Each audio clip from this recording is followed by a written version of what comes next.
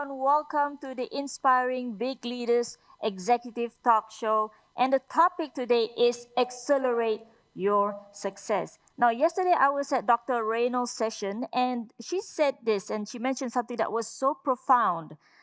It said, leaders are thinking partners, not just bosses. I thought that was enlightening because it just dawned on me that we've all been doing this. As a leader, we think we're just bosses, we're not partners. And as a follower, you also treat your leaders as just a boss and not a partner.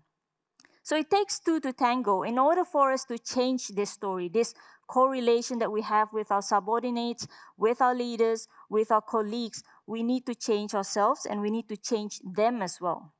And today we're going to learn how the power of coaching can do that and to change how you, as a leader and as a follower, can change the whole correlation. This Inspiring Big Leaders executive talk show was initiated by the Leadership Institute of Sarawak in line with the state's post-COVID development strategy, or PCDS 2030, to transform our human capital. And that's us. The topic of our talk today is Accelerate Your Success. And you're with me, Mona Abdul Manap. I'll be your host for today. And again, I'm not alone. I've got a partner in crime. His name is Tuan Ismail Said. He is the CEO of the Leadership Institute of Sarawak. Welcome to the show again, Tuan. How are you? Nice to meet you again, Mona. And we're lucky here today. We've got two big names in the world of executive coaching and leadership. We've got MCC Dr. Marsha Reynolds, all the way from Arizona, the USA. How are you? I'm great. I'm happy to be here. Right, and we've also got Dr. Mahmet, all the way from Kuching. He is the Senior Vice President of the Sarawak Energy Berhad. How are you, Dr. Mak? I'm fine. Thank you, Mona. We'll go on a bit of introduction a bit later on, and now I'm just gonna pick on you first, my partner in crime, because As you I think, normally do.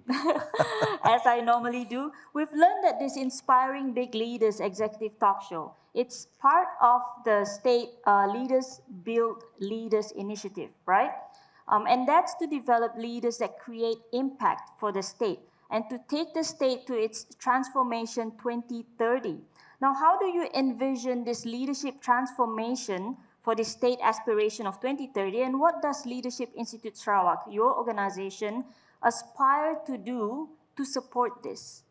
At the start of every year, we always aspire to do better. I will try better. But the result at the end of the year is usually normal. In 2019, the head of departments for Sarawak Civil Service were in Port Dickson. We call it a gathering of high performance team. In that conversation, we realized that we must do something different if we want a different result. The narrative then was very clear. What's the clarity of the narrative? It's very clear that we cannot go on when we talk about focus areas, when we talk about development in the state. We talk about competing priorities for budget. We talk about competing priorities for budget and the always inadequate human capital. So the narrative must change. And from that gathering, the impetus for change is anchored around leadership. The differentiator is make our leaders different. So we walk out of that environment back into our ecosystem. The Leadership Institute for Sarawak Civil Service decided then to actually look into that ecosystem. Yes, there is oxygen in that ecosystem. Yes, there's work in that ecosystem. Yes, there's human capital in that ecosystem. But the nutrients in that ecosystem must be right. We found out that the dialogue is flat. It is the usual dialogue that we created amongst ourselves. Right. So we decided to go on a search to find the best, latest learning intervention that we can introduce to the state so that we grow the transformational leaders that we're looking for. What are we looking for?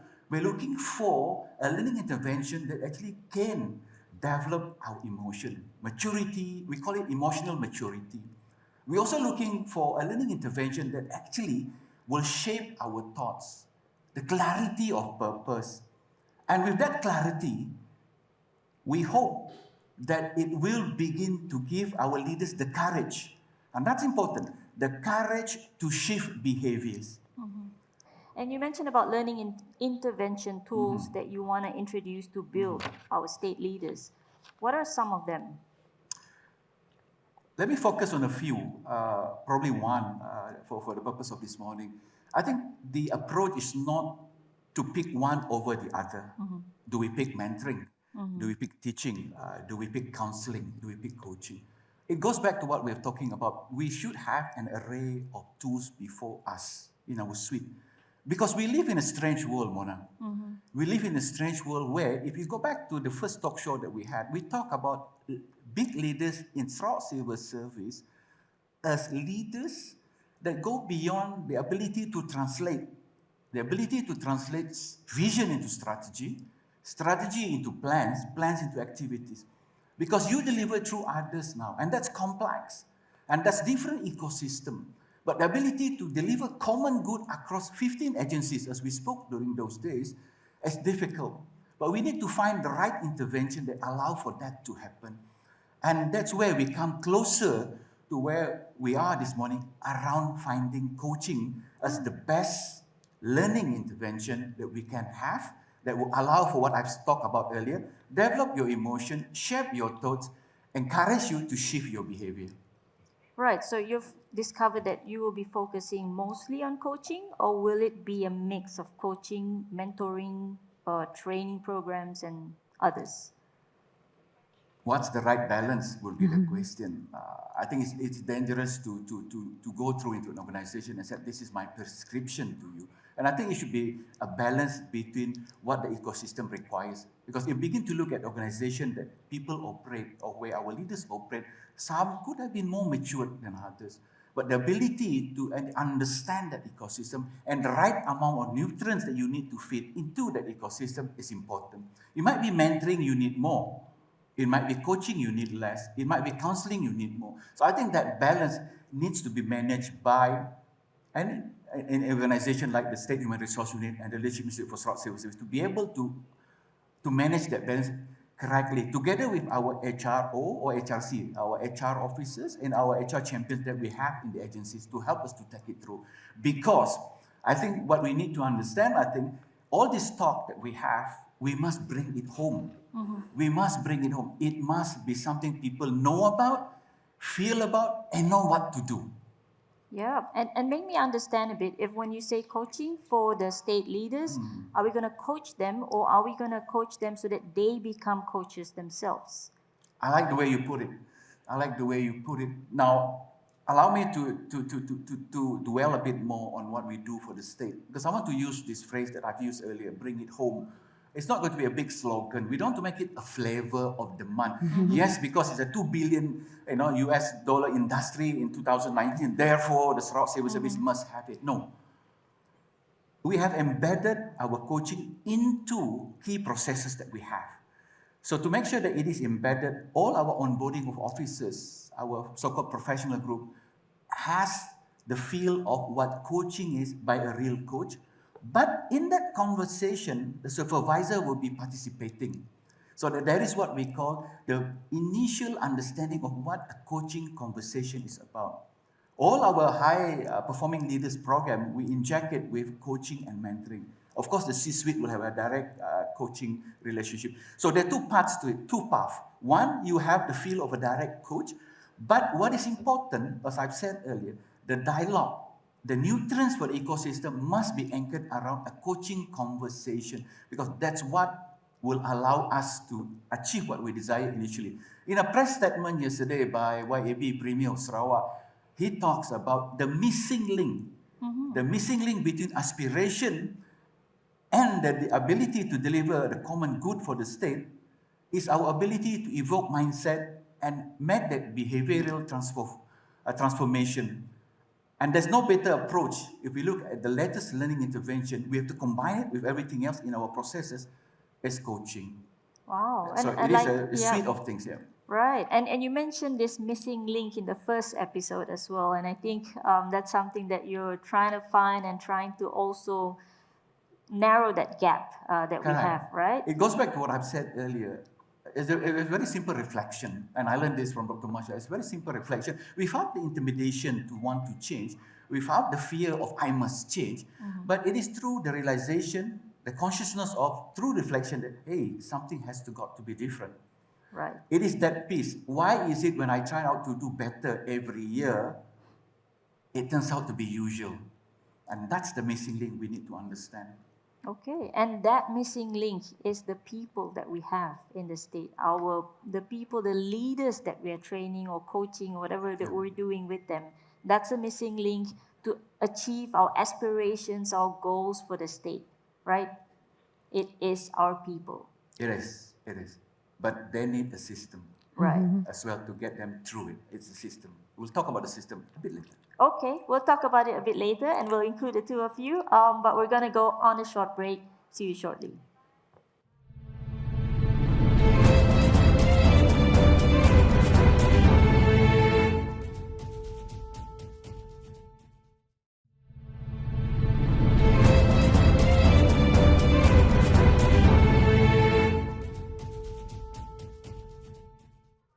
And we're back on the Inspiring Big Leaders Executive Talk Show. Now, Tuan Ismail, we are supposed to be the host, but we hogged the whole conversation on the first segment. So now we got to bring them into our conversation. Would you do the honor of introducing our first guest speaker, Dr. I Mak? told you, I'm excited. It's a profound opportunity to be in the presence and learn from Dr. Masha Reynolds and Dr. Yes. Mark Man. I'll do the honors to introduce Dr. Mark Man. A boy from a humble beginning, I must say. He started his career as an engineer in the energy industry and joined Sarawak Shell then and in the learning department, interestingly, in the learning department. And before he shifted into other areas of work from learning department to corporate policies and the many, I call it the many segments of human resource. And Dr. Mark Met was later operating out of the Netherlands, the Royal Dutch Shell in the Netherlands for about 4 years. In a role we best described then as the Global Talent Advisor for Production Engineering. Now, just to show you the scale of that role, and at that point in time, Shell was operating in 82 countries globally, either as an operatorship or a joint venture. And his role is just enormous by nature. And the experience, I think, Dr. Mark was just amazing. He came back, he became the talent manager for Malaysia before he joined SEB, Sarawak Energy Berhad, initially as vice president for, I think it was the learning and development, and then subsequently a senior vice president for human resources. And he pursued his MBA from Deakin University and later pursued his PhD from Asia E University. You know, if we look back at a lot of the conversation about making Sarawak economically independent, we have no better platform than what we have now, the Post-COVID Development Strategy 2030. Now, that's a strategy that demands the participation of both the public sector, the private sector, and the society. Now, let's look at the private sector segment of it. By 2030, it is supposed to be a thriving economy. We make it a thriving economy where it is guided or anchored around digital economy at best, and the quality of life, the participation, the inclusivity, the sustainable environmental development is all intact in all that context. Now, let me start from where you are, from home, as they say. Let's play home ground. What's your experience? Now, how do you look at this from your SEB perspective, Dr. Mark? Please. Yeah, thank you. The key thing is our most important assets, our people. We can talk all the things that we want. We want to make Sarawak, high income and, having a high quality of, well-being and so on and so forth by 2030. And all this will not be possible without our people. And in Sarawak Energy, we truly believe in that. In fact, one of the reasons why I was brought in, I believe, is to bring, to transform. And that's a big, big word that when I was mentioned about the word transform, I was very scared. And I said, let's don't use the word transform because the word transform is very scary. We don't know what exactly it entails. That's number one. Number two, for leaders, the moment you use the word transform, we may unconsciously have this, big, I call that disease called self-referential grandiosity. People tend to say that I introduce transformation. I introduce that. It become me as a player rather than we as an organization. It's very, very important. And together with the leadership of Datuk Syabini, with all my colleagues at the senior management, we crafted a very nice what called high performance culture. And that become one of our key focus areas. We have altogether 6 focus areas that we want to focus, and that guided us. We have a very clear, roadmap. The roadmap is so very important because that become a navigator for all of us to know where we are going and to know what we aspire to achieve. Of course, it's driven by a very clear vision. And our vision is to achieve sustainable growth and prosperity for the state of Sarawak, our beloved state, by meeting the region's need for reliable, renewable, and affordable energy. Very clear. We are doing that. We repeat, we translate those messages to ensure that it's understood by people. That's very key. Leadership development is so very important because if you don't have strong leadership to basically, I call that, develop this high-performing culture, it's not going to work. Yeah? And we need to walk the talk. So our leadership must be visible. It must be felt. Just like what you mentioned just now. It must be something that people can see, people can feel. Only then they start believing because it starts to impact them. So if we want people to move fast into action, those ideas, concepts, must be translated into actionable activities, I call that, so that they can then translate into action and then produce the result that we want. We call the desired results. So at Sarawak Energy, that's what we're doing. Leadership development. We partners with a number of providers. Among them is the Melbourne Business School. That is one of the vendors that we actually engage to help us. And we are looking to expand that to cover more renowned school. Yeah, so watch the space for those who are listening. Yeah, and we're going to do that. Of course, we want to collaborate with Leadership Institute of, for Sarawak Civil Service and so on and so forth. And we need to collaborate. We need to work together, among all the GLCs, the government-linked companies, together with the private sectors and big companies like Shell, like Petronas, and so on. They are all big players. They have experience, they have expertise, and we all need to collaborate together to actually make the best use of the experiences that they have. A lot of strength that these organizations have need to be tapped, need to be exploited. I don't think we have done enough of that. So we need to do more of that.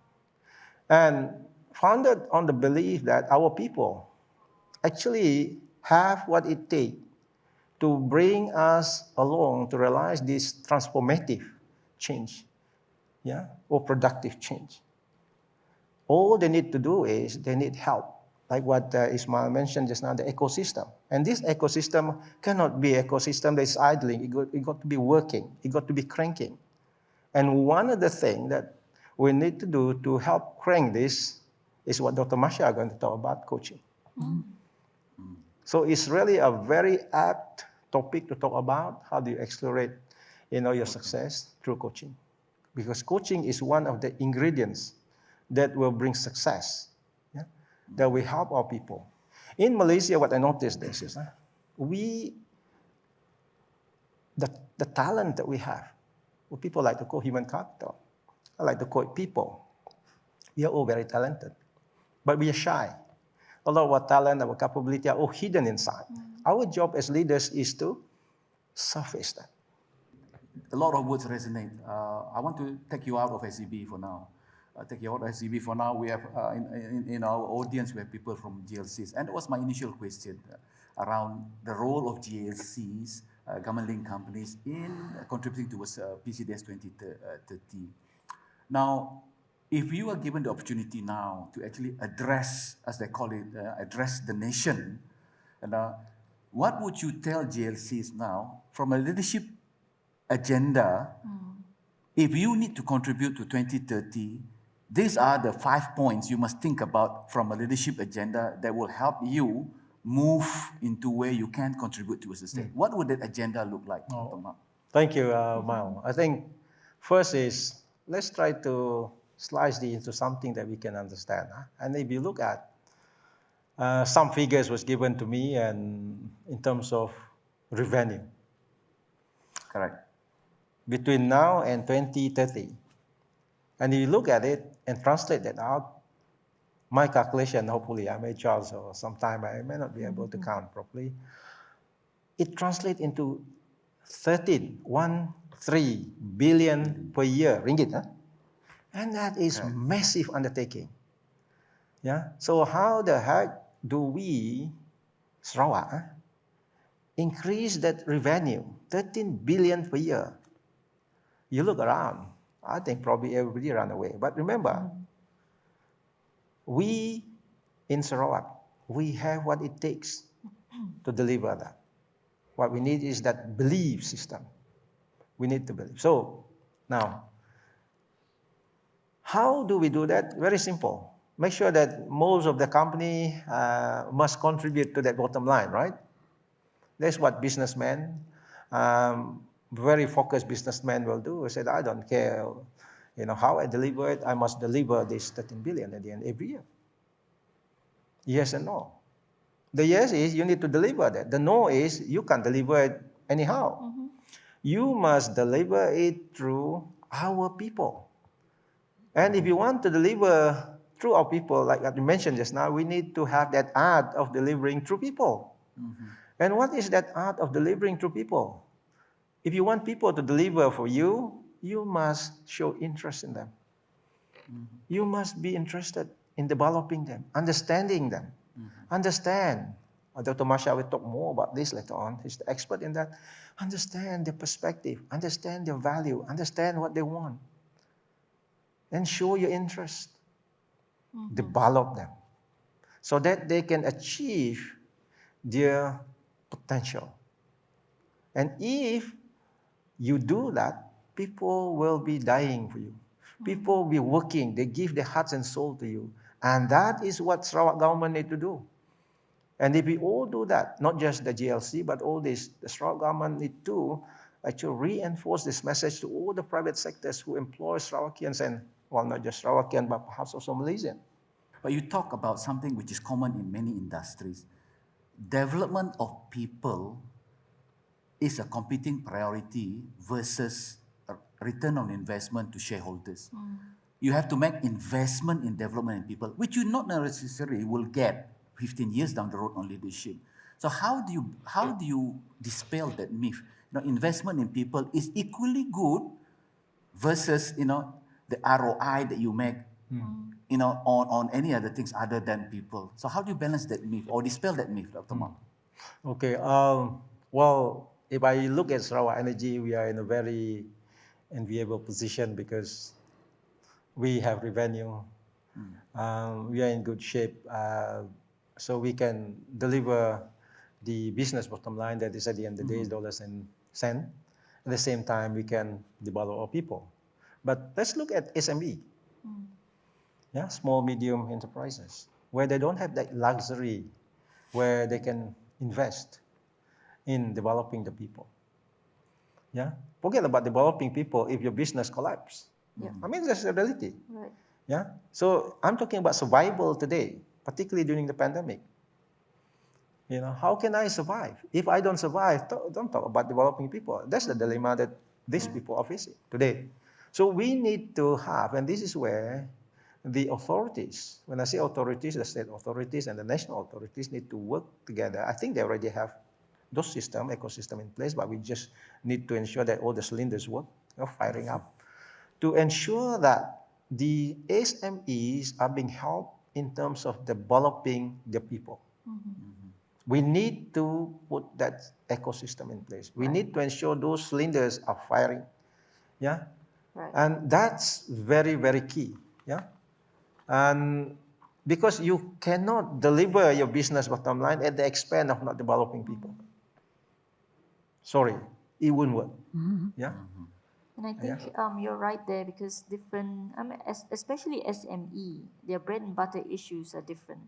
So you ask them to train or coach their staff, they're just focusing on surviving right now. It's it's a whole different world for them, like you rightly said.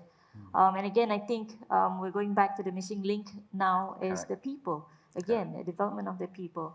And there's a lot of gold nuggets in what you just said. You said, you have your young talents as sparring partners, and we just talked about that as, thinking partners. You talked about them as, giving them the voice, and you talk about leading yourself, and then you can lead others. I think we're going to be going into that a bit more, but I'm going to give the audience a bit of a break from us right now, and then we're going to come right back.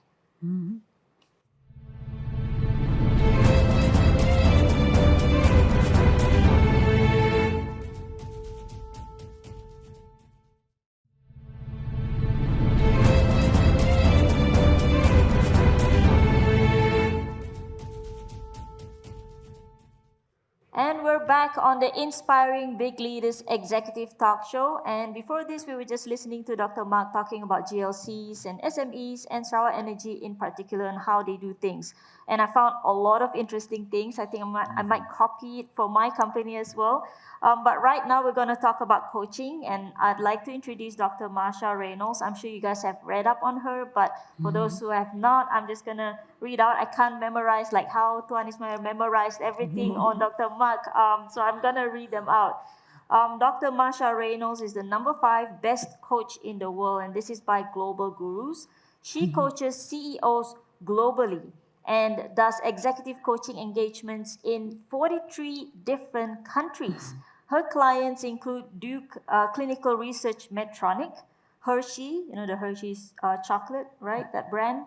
Sanofi. We've got Maersk, American Express, AT&T, Ernst & Young, Harvard Kennedy School, Cornell University, and Moscow School of Management. Oh, that's a whole list.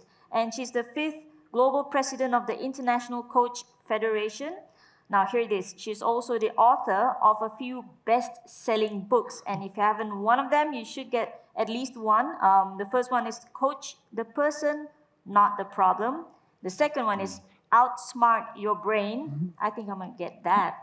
The third one is The Discomfort Zone, How Leaders Turn Difficult Conversations into Breakthrough.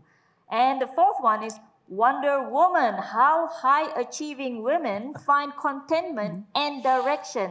I might get that one too. And she has appeared in Harvard Management Review, Fast Company, CEO World, Forbes.com, CNN.com, Psychology Today, The Wall Street Journal, ABC World News, and a lot more. I'm just saying a few of them.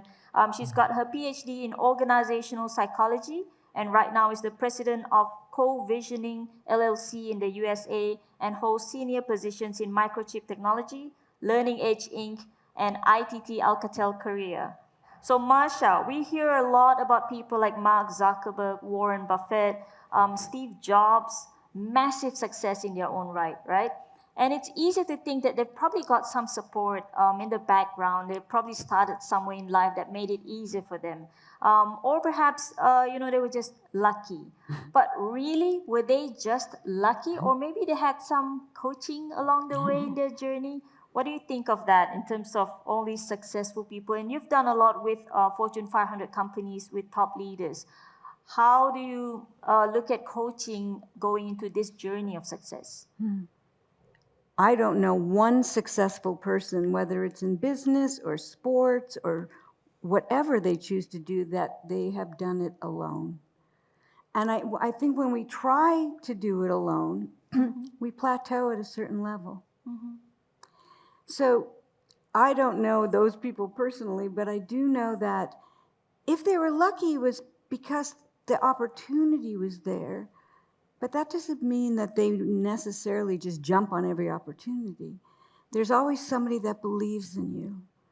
And somewhere along the way, no matter where we were, and usually it's in a very dark place where we say, oh, I'm not going to accomplish anything, I'm not of value, that somebody says you are, and you can do this.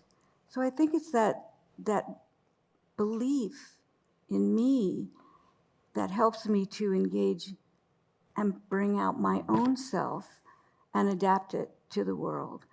I don't necessarily always believe in myself, but if there's someone there to remind me of who I am, not just what I can do, but who I am, and that I should conquer the world because I'm capable. We often don't tell ourselves that, and that whole thing about being humble. But other people tell us who we are and what we can do in a way that we can take it in on our own. And defining success in however we define it, because each person defines it differently for them. So, and I've had that in my life. So when you said that they just had lucky lives, I think that most great leaders had a difficulty in their life. They learned. There's a difference there. You can either regret your past or you can learn from your past. And that's how we can succeed, is we learn from, and I wouldn't even call them failures. They were just bumps in the road. And we're all on a journey, and my journey is different than your journey. And everybody that we lead has a different journey, and they're all going to have bumps in the road. And is there someone there that will help them to understand what that bump meant and what they can learn from it? Then they can keep moving forward. And I think that's the greatest value of coaching, is it helps me to learn from all my experiences and to take my learning to help me keep moving forward. And these days at a very accelerated pace. And I like how you put it, you need someone else to put it outside and for you to look at it as a third person. And so it is disconnected from who you are. Yes. So that doesn't feel as scary as it does when it is actually yourself, looking at yourself. Exactly. It's not so personal anymore because now it's Right. out there It's and we're just the both looking at it. story. It's just a story. We live every moment, even right now, we're living by a story we created from the past. That's how we go through life. I have a story about who I am and how I see the situation. But I don't stop and think about that. I mean, I can't stop every moment and say, who am I? Where am I? Sometimes I do, but... And if I separate it from who I am, then I can be someone more. Yeah. Correct. Correct. It's just the story. And if I can see beyond the story, I have to see the story first, and then I can see beyond it. Then I can see beyond my own limitations as who else I can be as a leader, as a colleague, as a parent. And how this situation can be, I can see it differently than I was stuck seeing it in that one way. So absolutely, we separate ourselves from our stories. And no, it's just a story, and I can change that story. And you can even say, how would you like your story to end? What's the happy ending for you? I think those are the skills that I think all leaders need, because you need to do Absolutely. that with your people, with your team. Well, there's two things, and I want to build on what you were saying. It's who I'm being as a coach, not just what I'm saying. So when we teach coaching skills, there's a new competency with the ICF, embody a coaching mindset. You have to feel safe with me. From the moment I walk in the room, the energy that I'm bringing is that I care about you, and I'm curious about how you see this world, and you sense that I am there for you. And so you feel safe. And then it's the presence I hold, that I'm with you. I'm not thinking what I'm going to say next to you. I'm just with you, and I receive. I don't even like the word listen. I receive what you give me with your words, with your meaning, what you're not quite saying. And I share that back. So I always say thinking is the enemy of the coach. If I'm in my head thinking, I cannot be with you. And I always say, please don't take notes while you coach, because taking notes uses a different part of the brain than being present. So people feel my presence and they're willing to be vulnerable and to open up and to talk about what needs to be addressed or resolved and to move forward with me. So yes, there's skill in reflection, in inquiry, to know what I'm listening for and what questions to ask that's going to make you think.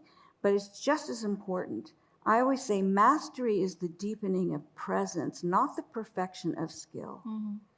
Practice makes competent, not perfect. Well, I guess the power in it is, I think, the power in it is the recognition of the fact that potential and to develop the best potential in all talent differs. We learn differently. And I think the touch point between us is different. I think the conversation that Masha took us through is allow the emotion, and this is what we talk about, it allows the emotion to be at the front of it. And that emotion can be, once you've gone through it, will allow you to shape your thoughts. Masha, that's why you said it. And that will then, maybe it takes a bit more moments before you begin to shift that energy. I think that's a beauty. And I like to repeat it again and again. It doesn't intimidate. It doesn't intimidate you to say, look, you must do something, come on, do something about it. It doesn't do that. It allows you to be served and allow you to grow into that conversation. I think that's the beauty around it. That's the beauty. And I think that's the danger. I'm reminding myself as a leader too, at times, sometimes don't listen to answer and provide a solution, which is a tendency. Probably we're brought up, I wouldn't blame my brought up, but in the sense that sometimes we have that tendency to want to do it quick. I have 15 minutes, what is it that you want? They immediately listen and provide an answer. But that's but what Dr. Mark says, the investment. Go ahead. And when you do that, you're making them into passive thinkers. They don't think for themselves. They become very dependent. We call it learned helplessness, because, and you're creating that as a leader if you quickly turn around and give them the answers instead of developing their minds. And that's the question I often ask my leaders. Define leadership for me.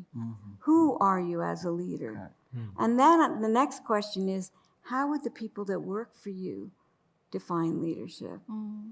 Or at least what they want their leader to be. And is there a misalignment? So many leaders still think, I must be the one who knows and has all the answers. But as you know, the younger generation doesn't care that you're the one who knows. Show me what I know. Develop my mind. And, especially if you're a leader of leaders, isn't your job to develop their minds so they can step into a higher level of leadership, not just their skill? And so this is why it's so critical in this time of accelerated change. You can't always be there to give them the answer, but can they think better for themselves? That's what we're doing. And that's how we make environments agile and can quickly shift. And people are proud of themselves from what they could do and what they discovered, not what they were told. So it is a big shift. And even just the fact of understanding, I'm struggling right now because I'm grieving, because it's not ever going to be what it was before. That we help people to understand themselves at a deep level. The moment I understand, then I can see beyond it. I can see beyond it. It's such a great gift, not just as a leader and to the company, but that we can give each other as human beings. And that's why I'm passionate about coaching. And that takes the pressure off the leader to provide solutions all the time. And also takes the pressure off the coach, because you're not there to find solutions. And we're supposed to find solutions for ourselves through the process, and it doesn't have to happen right there and then. It could happen maybe a week later or even a year later, but at least you could actually see your story. So that's the growth. I like that. And I think we're just going to go really deep into this, and I think we could talk about this the whole day, but we're going to save a bit for the next segment, and we're just going to go on a short break. See you in a bit.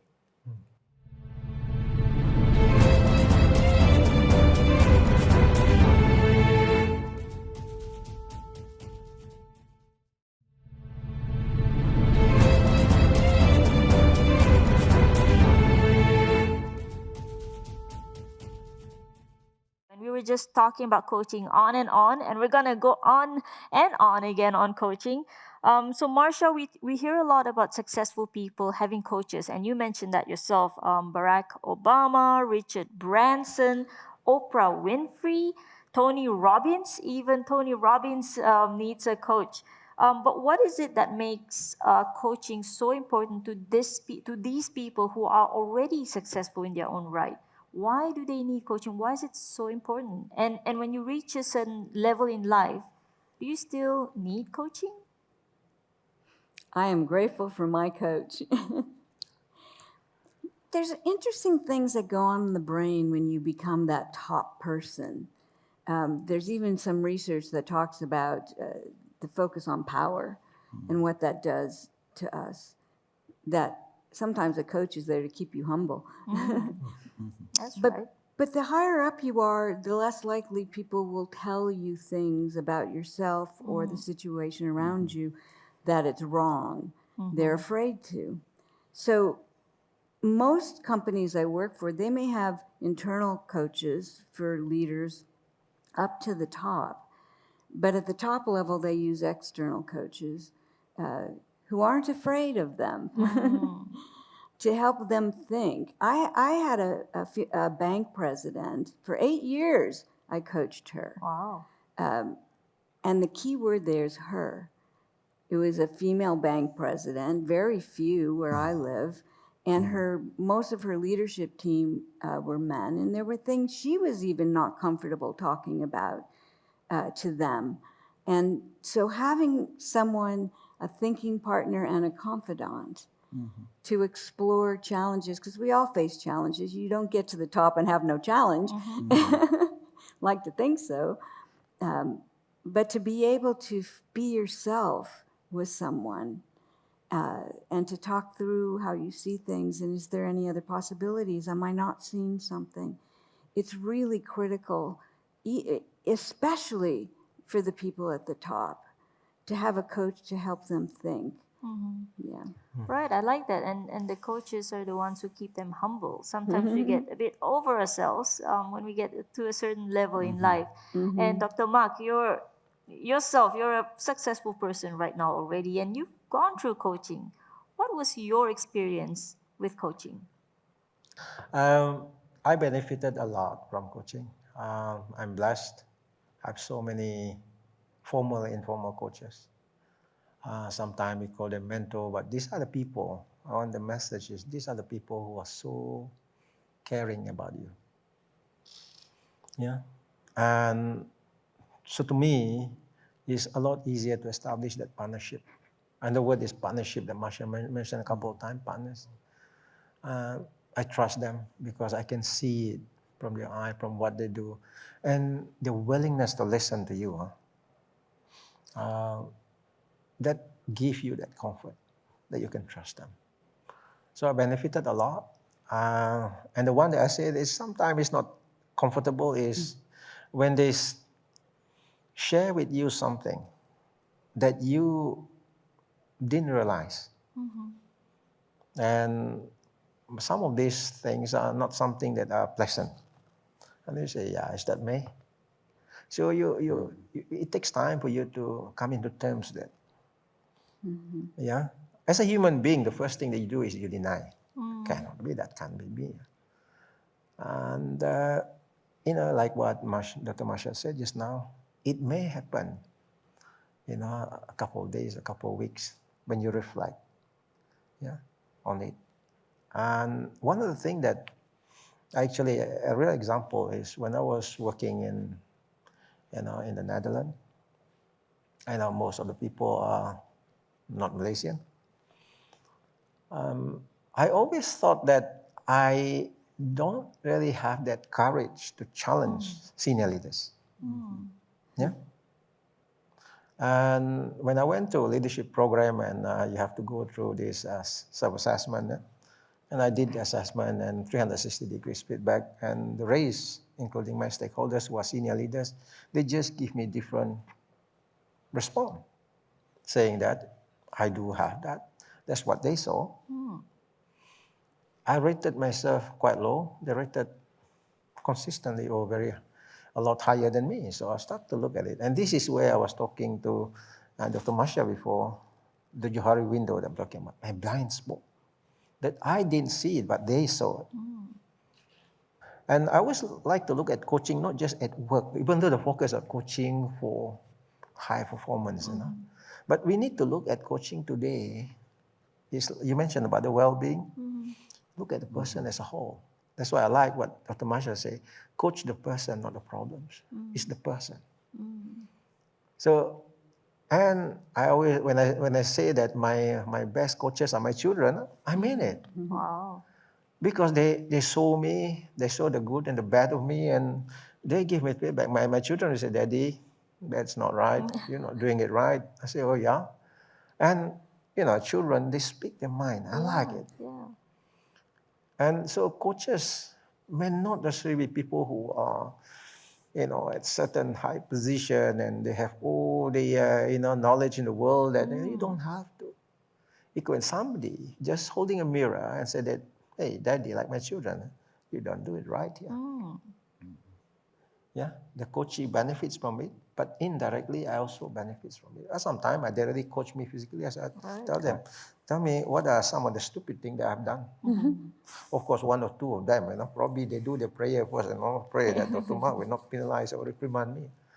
But I always ask, how many people have I eaten or have I killed the last 3 or 4 years? None.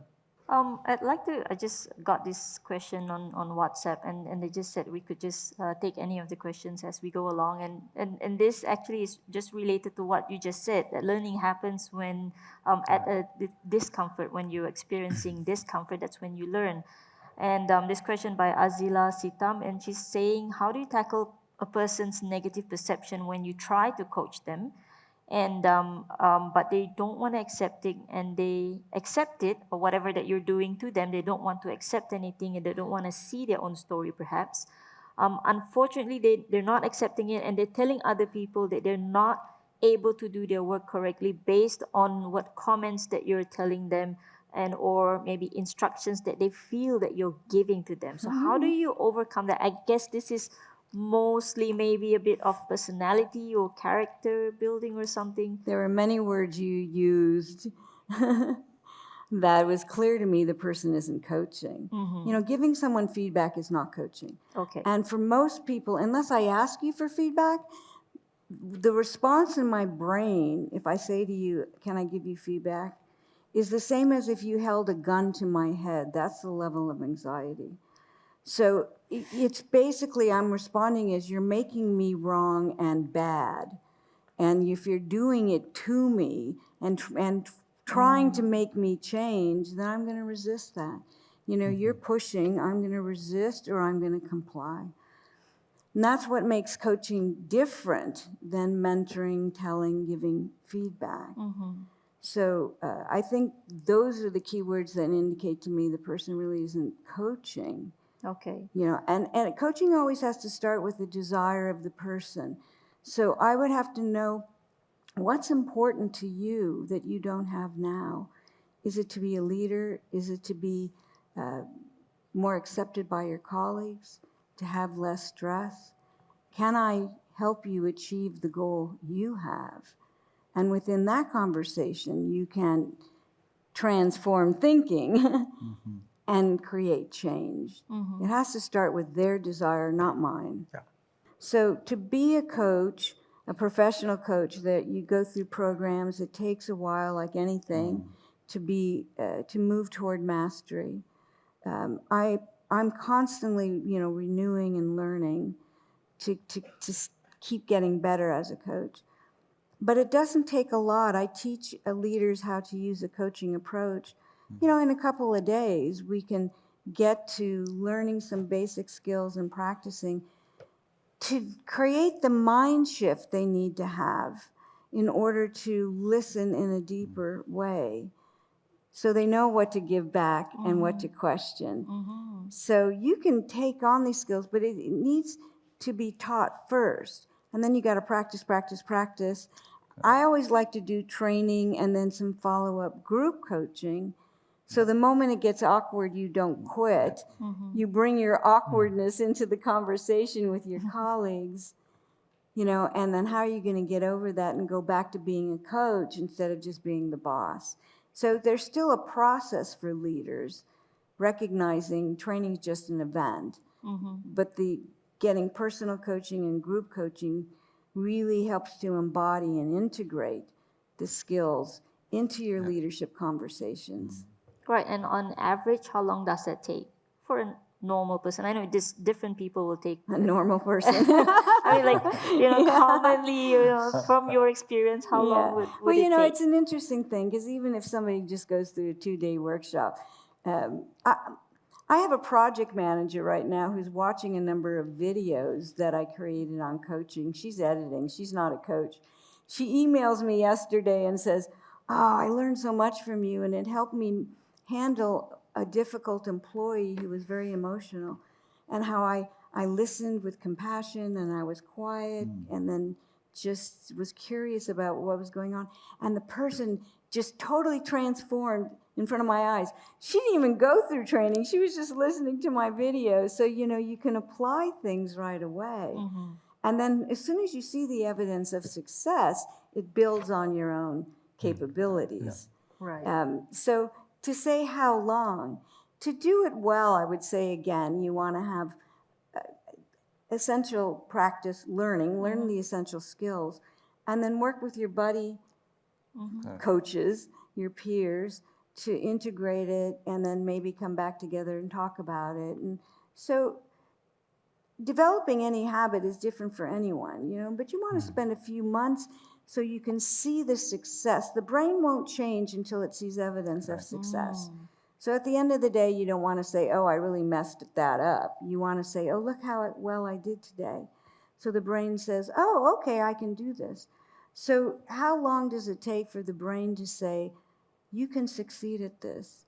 For some people, a very short time. For other people, a little longer. Right. So I would say, create the opportunities to practice over a series of months until it becomes habit. And then if you want to really become a certified coach, there's different levels of certification. And there's certain hours of training that you need, and practice. Right. And Practice. that was all designed with purpose, to move into the different levels of mastery in coaching. Which is a really nice place when you find, when you start seeing the magic happen in front of you.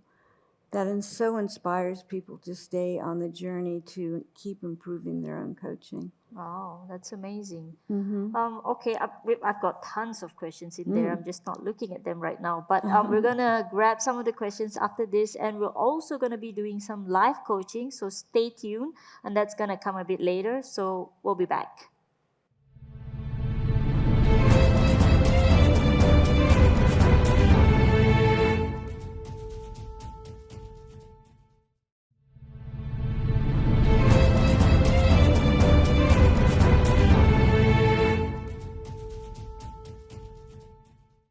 And we're back on the Inspiring Big Leaders Executive Talk Show. And I think this is the most awaited time of the show when you can ask questions. And I've got a lot of them here. And the first one that I'm going to read out is actually to Dr. Mak. This is from Farida Muhammad Saleh. And she's asking, can you share how you motivated your team during the pandemic? While we're still in the pandemic, we're going into endemic right now. How do you motivate them? There's a lot happening, and people getting sick, and not a lot of things that can be done as they usually would be. How do you motivate them? Okay. It's our energy. What we did, I wouldn't say but we did as leaders, is to say that we need to reinforce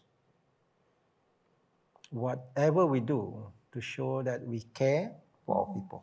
And that's very, very important. In fact, the moment the pandemic struck in early 2020, in February 2020, just before the authorities start coming out with the SOP and all that, we have already started a conversation at our senior management under the leadership of Dr. Shabini. Basically, we're saying that we need to have our group SOP, yeah, for the for Sarawak Energy. Yeah, and one of them is to ensure that to ensure that we look after the well-being of our people, care for our people, and the family. So a lot of initiative that we took from there on is about that. That's very important. Yeah. So say and do. That's very important. I think we believe the organization felt it. Okay. So That's and an also interesting to question here. yeah, go ahead. Mona. I like this question, Masha. It's so basic, but it's about bringing it home.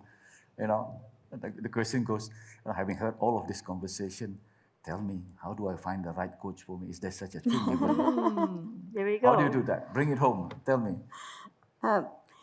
Well, we always want people to pick a few coaches and interview them, because the thing that differentiates coaching from like therapy and consulting is the relationship.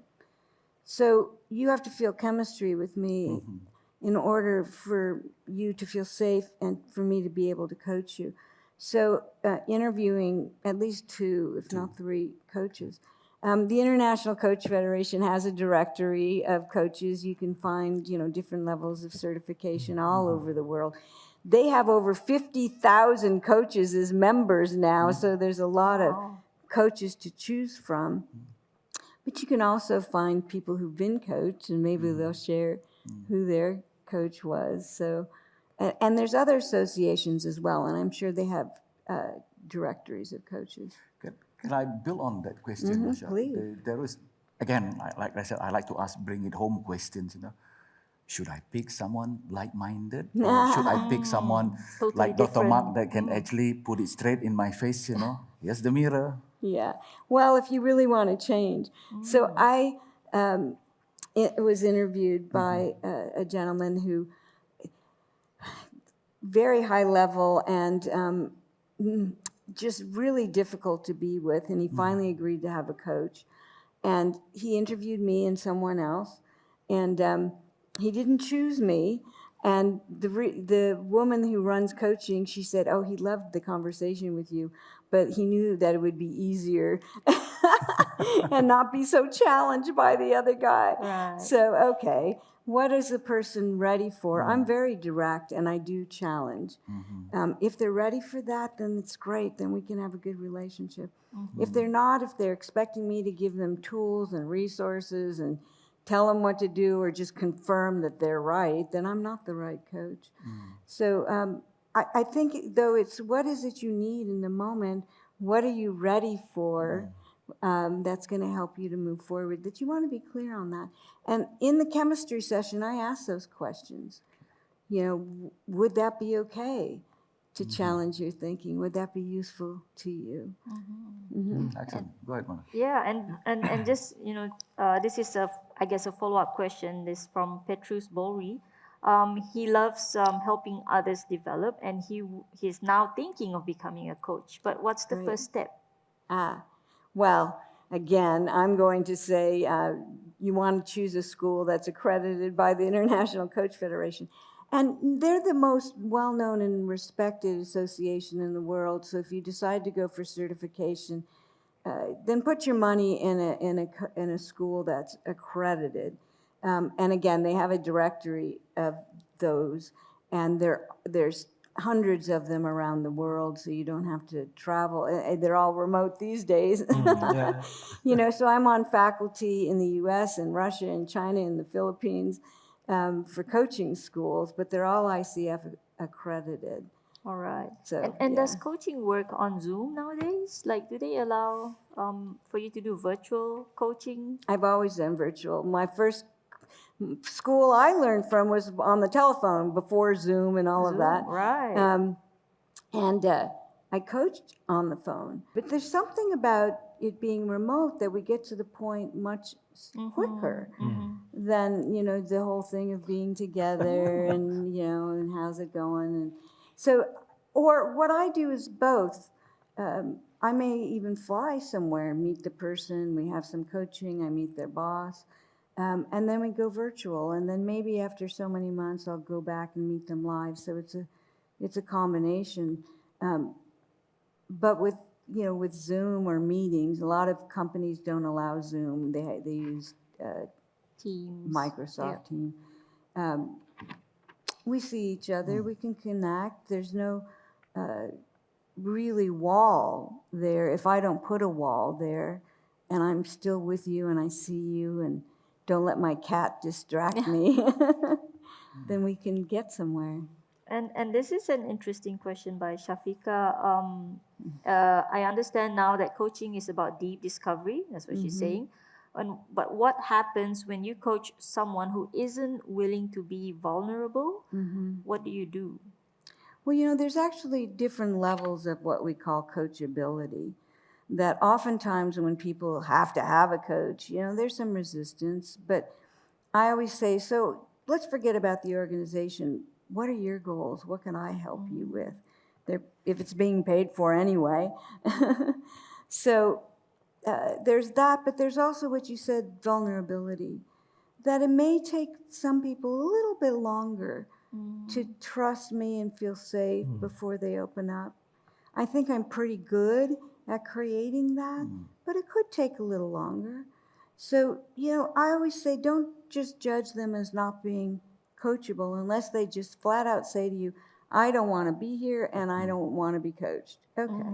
But other than that, can we work on something you want and see if I can create that connection between us? It's an interesting question here, Masha, and I'll open it also, Dr. Mark. And says, in any organization, you're going to deal with different segments of your communities, I call it. Dr. Mark talks about, young talents, but there are going to be people in the organization who are disengaged. In other words, I've been here, Masha, I've been here, Dr. Mark. I've been here well before you arrived. Yes. Well, Yep. coaching became something, what do you do with that people? Now, that's very interesting, both in the context of, if you put it in the context of public sector or private sector, underpin it by performance, what does it mean? What do we do with these people? Well, this is the, remind me of a book written by, I think, Laura, Seeing the Red Car. Oh, right. And the part that came very clear to me is this: in any organization or society, she actually grouped into three. There are three groups of people when you talk about change. They said there'll be one group that are very excited about change. These are the movers and shakers of change. I think the percentage that she put, I think, is about 25%. And there's another 25% of the people who said, over my dead body, I'm not going to do anything. So there's probably those people that. And the other 50% are the fence sitters. Say, hey, let's see what's in there for me. So if we look at it, what I gather from that is, at the end of the day, if there are any changes, whether it's evolutions or transformative, people always want to look at it as a human being and say, what is in there for me? Yeah. So leaders who initiate this change need to be very, careful about this, understanding the dynamic that they are in. Yeah. That's why earlier on I was talking about the word like transformation, so very scary. Yeah. Let's say I'm here to transform, to bring in transformations into this organization. It's very scary. The first thing people are going to say, so what? Straight away they start back and they say, I'm going to resist it. Passive resistance is very dangerous. Yeah. So we must understand the dynamic. We must understand the people in there, their strengths and weaknesses, their values. Yeah. Surely there must be something good that they have. Use it. Reinforce on that. Because when people feel that they are of value, that leaders are recognizing that, we can use those strengths that they have, the value that they have, and turn it into something. I believe chances of bringing them along is better. I'm a strong believer in that. And I've seen actually a number, I've gone through a number of changes and leading it and implementing it. I've seen it works. You wouldn't be able to bring everybody, but at some point they probably say, yeah, since the rest are following, so you reduce that 25% or over by dead bodies, you can bring a few, they say, oh, okay. Particularly those, I call that the very influential one. If you can bring them, convert them, I call that, it's going to be successful. Convert them. Okay, I'm going to get one more last question before we go for a break. And this is sort of to wrap up things. And if you could describe coaching in 3 words or in 3, separate words, what would they be? Or just 3 words for coaching? Well, 2 words is thinking partner. Okay, right. Right. And I would say the other would be, it's all about the conversation. We grow through conversations. I like that. I like that. I think conversations, a lot of people don't think of it that way. You're having a good conversation. I'll add a third word to it. I like it. Allow me. I think Masha used this word very well. Presence. That's the important piece to me. Presence, have that conversation, be a thinking partner. If I'm allowed to summarize it that way, I think that's so strong this morning. I felt that, Masha. It's your presence, your conversation, be that thinking partner. Right. Being present in that conversation, I think. Yeah, that's great. Okay, we're going to go for a short break and then we're going to come back and do a live coaching session with Masha, and we're going to have a coachee. She's going to be our very own Maya here, and you're going to witness how it's done in real life. So we're going to a short break. Stay tuned.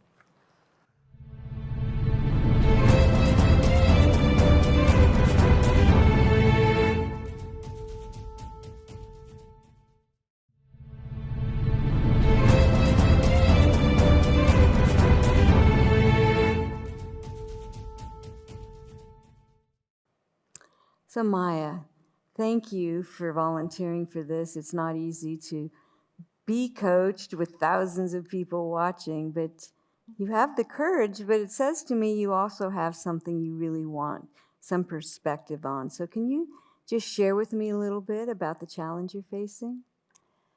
Thank you so much, Marsha. It's such an honor to be coached by you. And, it is challenging for me because you see down the stage, I have my superior, my immediate supervisor listening, listening to what I have to share. But I think what I'm experiencing could be experienced by many senior managers. Like in my case, I crossed industry. I came from outside.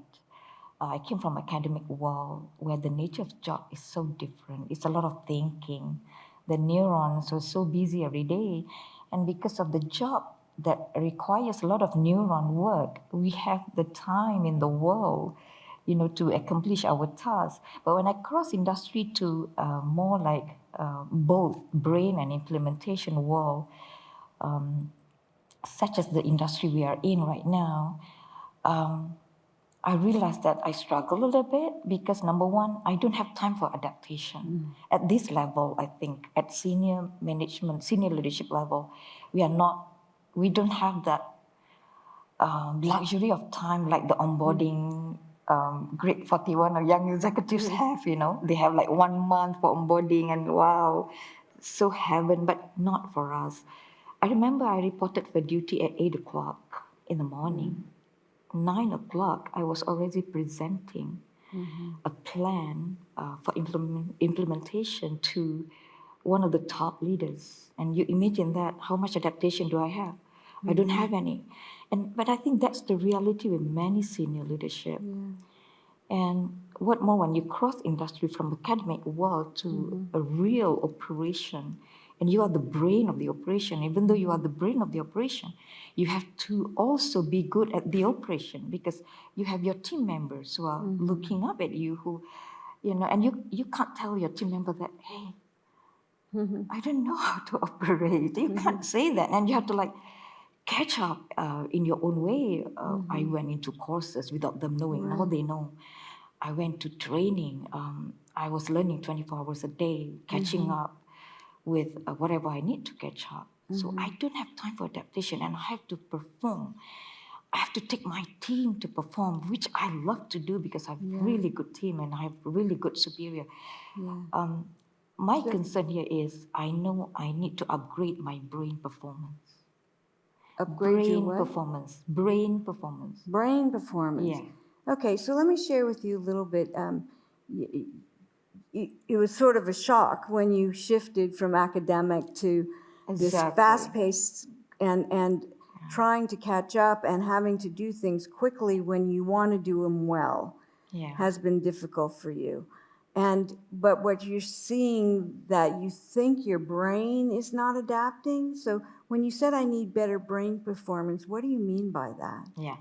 So in academic world, I set my own deadline. Say, for example, I have a project at UNESCO. So Maya, I'm going to ask you a question. Yeah, sorry. Could we stay with what's going on with you now instead of what used to happen? Yeah, okay. Okay. So the difference, I'm trying to share with you the difference. I used to set my own time and deadline. I set my own target. Stakeholders follow my target and my deadline. I tell them, this is how we do this, and this is the time we have. This is how we do it. But now I don't have that. Right. I have to do what the stakeholders want. They want tomorrow, I have to do it tomorrow. And when you have to make tough decisions, at the same time you have to, because it's high experts level, you have to think a lot within that context and content. And I found my brain struggling to catch up with that. For example, I used to have like one day to make a proper analysis to come up with a decision in my old world. Now I don't have one day, Marsha. I have only 1 second or 1 minute. So I need to, I think there is something I can do here. I need to, whatever I need to do to actually be able to do that, a decision that needs deliberate analysis done in 1 minute. Okay. So, but I hear a couple things. Yeah. That, okay, you want to be able to make decisions quickly. But I hear one of the biggest challenges is you want it to be right, you want it to be good. And before you had the luxury of time to make sure you were making the right decision and implementing well, and now you don't. So is it adapting to speed, or is it accepting whatever you make within that short time frame is okay? Which is the more important thing for you? Welcome back, guys, to the Inspiring Big Leaders Executive Talk Show. And what you just witnessed earlier was a live coaching session by Dr. Marsha Reynolds, and we had Maya here on stage as the coachee. It would have been better if you guys were here watching because it was so intense. We could hear everything, you could see, you could feel all the emotions. But Marsha, walk us through what just happened there. I think the main thing was, well, first off, the idea that coaching will continue on in the next few days, she'll think about this. But what I was trying to get is, what is it that she wants to create that's possible? Because there were things that she was expecting of herself that were a little beyond what any human, unless you're superhuman, can. But that shifted. So first it was about herself, and then it was about her leadership and the impact on the team. So I was looking at, what does she want to create and what's getting in her way? What beliefs is she holding? So I hope you saw that I kept trying to dig out the beliefs she has that's stopping her from accepting the situation and then maybe even finding some ways forward. But the insight she had was, I'm really not making mistakes. I'm just changing based on what's happening. Where I would go with her in the future then, so how can you translate that into your leadership so you don't feel that you have to take care of your entire team and be their mother? So that's it's the end result, what's getting in the way that we're trying to do, and hopefully she'll have an insight in the process, even if it's a small one. That's what coaching is. Thank you. And we talked about parenting just now. You know, leaders, you don't have to be parents to your subordinates or your team members. Tuan Ismail, did you have any input on this? What were your observations of this? I think first and foremost, I think in any coaching conversation, and I think Masha said it up front, it's a difficult conversation in the sense that the environment itself, I think that Masha used a lot of the word safe environment. And I think that's important in any coaching conversation. And I think having seen that, I think the other piece is, I think as you begin to listen to the conversation, tough as it may be, the ability to come out clear in terms of your thoughts, where you want to be, what's holding me back, it is important as well. And I think listening is critical here because you need Right. to actually listen carefully, and the ability to play back some of these things. I think this is exactly what Dr. Mark was talking about. You know, I'm thinking of the song "Be the Man in the Mirror" type thing. You know? Yep. And I think that's something that I think it's really a learning for both actually as you begin to go through it. And I think Masha wrap it up with another line which is beautiful. You know, there's no script to this. And as you listen to the conversation, that's how the script evolves. Right. But I think the beauty about it at the end of the day is people take time to emerge from the conversation. I think that's not unusual. You take time to emerge from it. I think that should provide the clarity, and that should provide the courage to want to shift. And I think that's where we've been talking about all day. Yeah. Right. And of course, we had too short a time for you to actually do, you know, something that's impactful. Although we actually did get a bit of a breakthrough there. So, what do you think about that, Dr. Mark?